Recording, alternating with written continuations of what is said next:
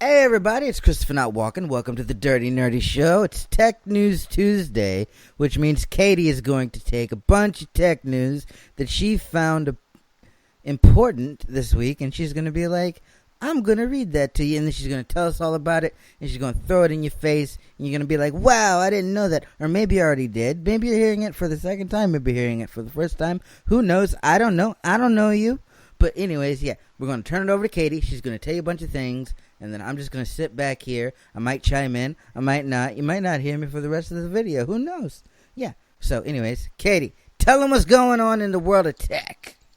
Okay, so the two big things that have come out this week, or over the past week, that I haven't done any video about it is iOS 10 and Pokemon Go.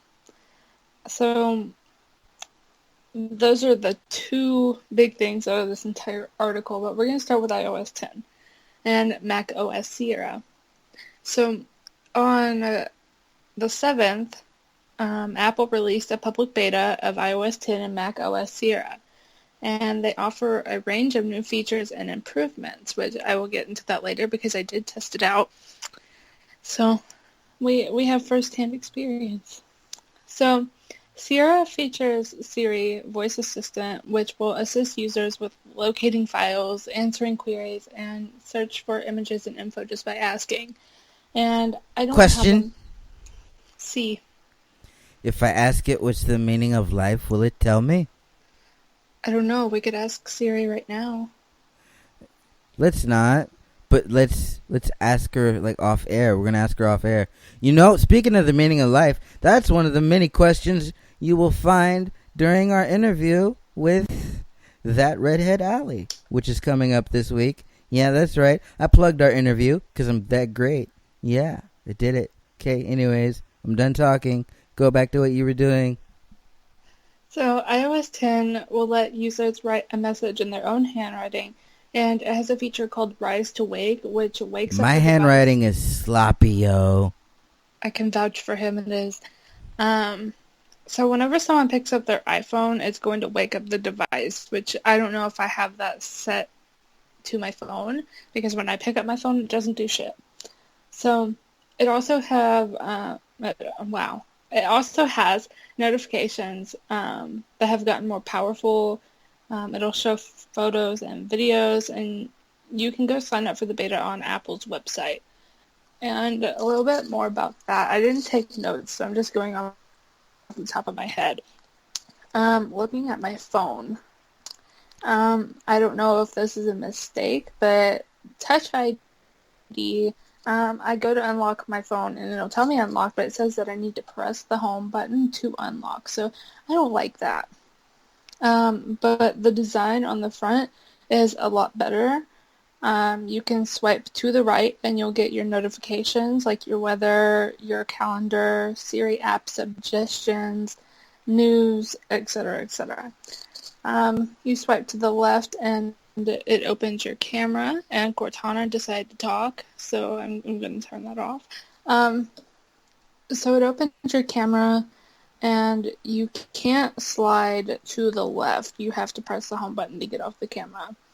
And then opening the phone, one thing that has really changed is messages. So the whole design, when you click on someone to text, has changed. And so they now offer, I don't know how to describe it. I don't even know what this is. It's kind of like you draw whatever you want, and then you can search photos to send to people, or you can click on your camera and send photos, or you can type the message, but the message bar has moved all the way to the right. It's not a full bar anymore. And then they have changed the apps to where you can delete the stock apps that come with the phone. So that means you can get rid of literally everything but messages, photos, camera, wallet, and clock, and the health app. Everything else can go, besides feedback. If you get the iOS beta, then you get a feedback so you can send your feedback. So you can't delete that. But there are a lot of bugs if you do get the new beta. So if you're going to download it, then be aware of that. When you open the apps, it has a little spring to it, and it's not just boring anymore like it used to be. A lot of apps that I've noticed that have glitched and bugged out on me is YouTube. That's one of the main apps that does it to me. Skype has done it to me a couple times, and Facebook has done it a couple times, but it's not that bad. So that's some of the things of iOS. I'm uninstalling it today because I had it for video purposes, because I'm techie, obviously. She did it for the segment, you guys. I did. I sacrificed my own phone to do it. So, next news is on Samsung. So, Samsung, wow, I cannot talk today, Christopher. This is your video. I know, but can I not have a conversation in the middle of my video? You can have a conversation. Thank you. I spaced out, though. I spaced out. I was like, huh? He's been doing that all day. Yeah, I'm sleepy. 2 hours of sleep, bro. So, Samsung has unveiled the world's first UFS storage cards that could replace micro SD cards. Which is kind of true, kind of not true. Toshiba also makes UFS storage cards, but they have yet to release any based on the UFS 1.0 card extension standard. So basically, the UFS card is based on the Universal Flash Storage 1.0 card extension standard and will be available in capacities from 32 gigabytes to 256 gigabytes.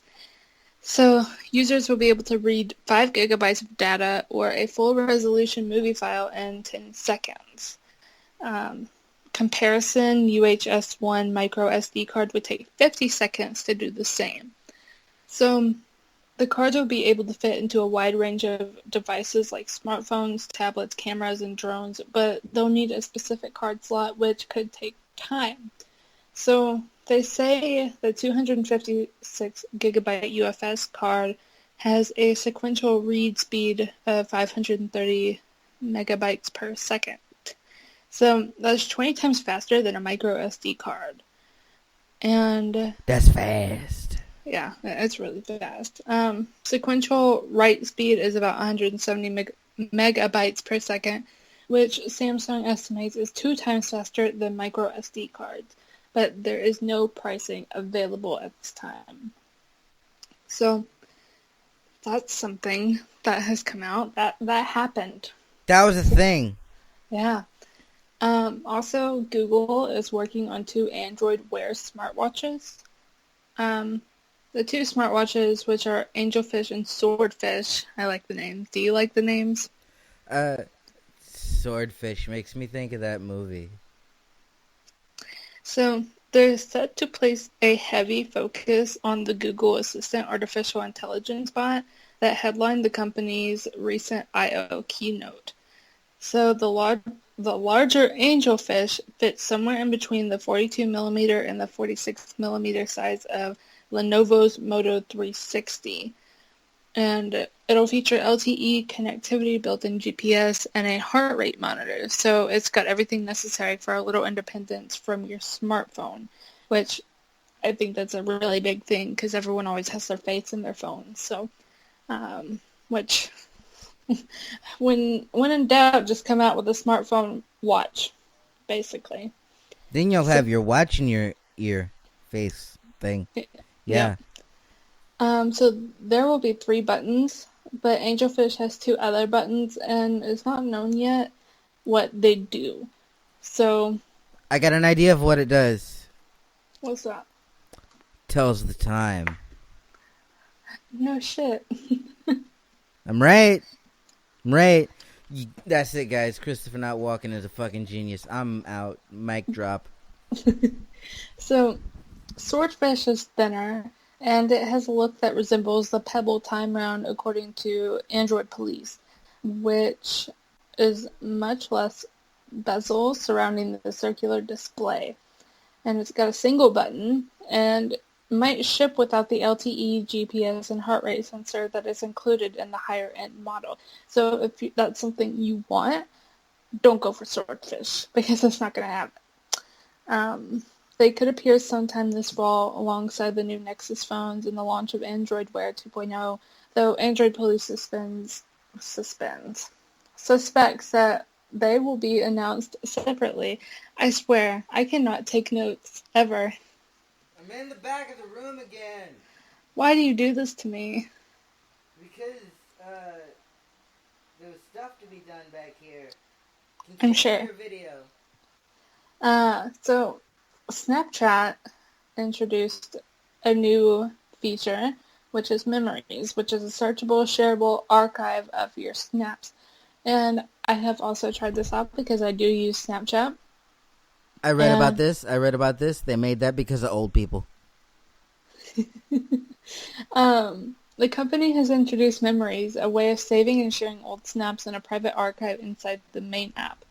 And it reflects the app's growing status as the default camera for millions of users. Because I know when I open my default camera for my phone, I tend to not like it. Or like I'll reach for Snapchat's camera more than I reach for iPhone's camera. I don't know why. It's just instinct. So it makes Snapchat feel a little less raw and more in the moment. So I have tried it out, of course. And I have mixed feelings. What are your mixed feelings? I decided to contribute to the video. Thank you for your contribution.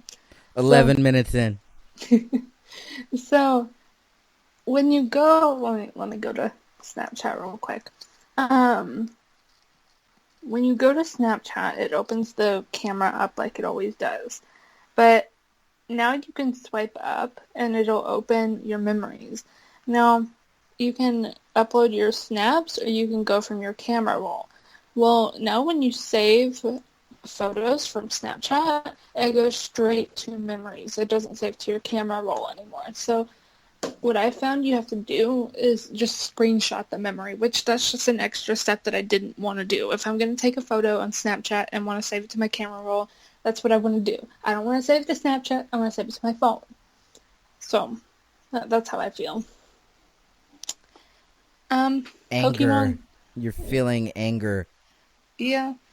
So Pokemon Go has come out. Catch 'em all. Yes. For just information purposes, I get this from slashdot.com. So if anything's wrong, blame them, because that's where I get my information from. So Pokemon Go is going to be the downfall of society. I can feel it. I feel it. Pokemon Go married a classic 20-year-old franchise with augmented reality, and it allows players to walk around real-life neighborhoods while seeking virtual Pokemon game characters. That'll get you robbed. Yeah. It's a scavenger hunt. It's earned enthusiastic early reviews. By July 8th, 2 days after its release, it was installed on more than 5% of Android devices in the country, according to web analytics. It's now on more Android phones than dating app Tinder, and it's about to pass Twitter. And the game is also being played on an average of 43 minutes a day, which is more time spent than on WhatsApp or Instagram. This is how Skynet started, you guys. Watch out. Terminator's coming. So, also other Pokemon stuff, it has full access to your Google account data. So, if you're an iPhone user and you have Pokemon Go, you probably noticed that the app gives itself full access to your Google account. So it can read your email, your location history, your documents, and pretty much everything else that is associated with your account. So, that's not good for us. We have a business. So, Given of the name, it's understandable for it to request a lot of that stuff, as it needs your like location, your ability to access your camera and motion sensors, for it to read and write your SD card and charge you money when you run out of Pokeballs or eggs. Um, but full access to your account is kind of pushing it. So even if Nintendo has no malicious intentions, it still gives you reason to be concerned. So if you're concerned about it and these permissions, you can always sign up using a Pokemon Trainer account, assuming that the servers are actually working. So Google describes the full account access as when you grant full account access, the application can see and modify nearly all information in your Google account, but it can't change your password, delete your account, or pay with Google Wallet on your behalf. This full account access privilege should only be granted to applications you fully trust and which are installed on your personal computer, phone, or tablet. Um, I don't know how I feel. I feel like people are gonna not even listen to that, and they're just gonna keep playing it anyway because it's Pokemon. So, Downfall of society. yeah, and in the words of Wiz Khalifa, I know about the privacy issues with Pokemon, but who cares? You gotta catch them all. So, that wasn't an exact quote, but I left out some of the words because it's Wiz Khalifa. So, who cares in some way? If you're really concerned about it, then I wouldn't play it, or I would sign up using the Pokemon Trainer account if the servers are actually working. So, that's pretty much all I have for today. That's it? Yeah, that's it. We're done? We're done. I got some things to talk about. Ooh, what you got to talk about? First of all, hey, there was some news today concerning The Flash. Anybody watches The Flash? If you like The Flash, give us a like on this video. So remember last year on The Flash, last season, Wally West came up and everybody was like, hey, it's Wally West. When's he going to be Kid Flash? Well, it turns out it's happening next season, and they released what he's going to look like as Kid Flash, and I think that's pretty dope. I was excited about it. Also, today, I'm getting tickets to go see Batman the Killing Joke. They're doing they're doing like a nationwide screening at select theaters. And so we're going to go to that, and that's going to be cool. We're definitely going to do a video about it here on the Dirty Nerdy Show. So look out for that. Also, look out for our interview with ThatRedheadAllie from right here on the YouTubes about ASMR and other things and all this other stuff. I'm going to go in like Peter Jennings, man. I'm going to find out all the information about the ASMR and everything, and we just going to sit there. It's going to be like Charlie Rose, but like more fly and stuff, you know what I'm saying? It's going to be real great. You know, The Killing Joke is actually coming out about an hour and a half away from me. But it's at 7:30 p.m. And I ain't got time for that. I mean, I do, but that's a long drive. Really? It's the theater that's coming out over here is like right around the corner. We'll see, my theater is about 20 minutes away. It's not in my actual town, but there's one over in South Carolina that is coming out with the one town you hate that I've been to before. And I want to go, but then I don't want to go, because that means I gotta drive like 2 hours and then another 2 hours back. Aww. The struggle is real. That's okay though, because it's like digitally released like the next day, I think. Yeah. So yeah, you can still see it. You just won't be able to see it on the big screen. Unfortunately. But yeah, that's going to be fun. So we've got those things coming up. So you want to wrap this thing up? That's your job. Why I got to wrap it up in an intro and everything? It's your show. It's technically your show. Yeah, but this is Tuesday, so it's Tech News Tuesday, so it's your show right now. The look I'm giving you right now. You know what? I'll do it. I'll do it. Fine. All right. Hey, we hope you enjoyed the show. Listen out for everything that we got coming up real soon. ThatRedheadAllie, she's coming on the show, so look out for that video. Don't forget to like and subscribe. Don't forget you to like. I thought I was doing it, Katie. I always talk about stuff at the end. I don't usually do the whole ending. All right. Don't forget to like and subscribe. Share it with your friends. Tell everybody. I'm ChristopherNotWalken. That was Katie, the producer. Tech News Tuesday, the Dirty Nerdy Show. I was ChristopherNotWalken, and now I'm going to roll my ass onto my bed and take a nap. Goodbye. Bye, guys.